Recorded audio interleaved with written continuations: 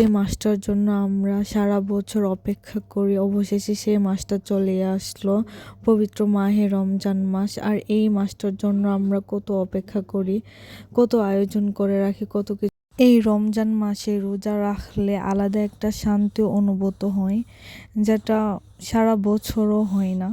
কারণ এই মাসটা আল্লাহ তাআলার রহমত ও বরকতে এবং মাগফিরাতে ভরে দিয়েছে, যার জন্য এই মাসটার মধ্যে এত শান্তি লাগে। আজকে পবিত্র মাহে রমজান মাসের প্রথম দিন, আর এই প্রথম দিনে আমি ইফতারের জন্য অল্প কিছু ইফতার আয়োজন করলাম।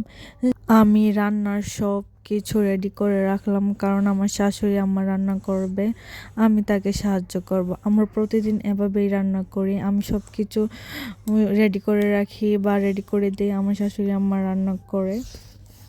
পর সব কিছু রেডি করে আমরা একসাথে ইফতার করি, আর একসাথে ইফতার করা সুন্নত। আর এইভাবে প্রথম রোজার ইফতার শেষ হলো। আর আপনাদের প্রথম রোজা কেমন কেটেছে জানাবেন।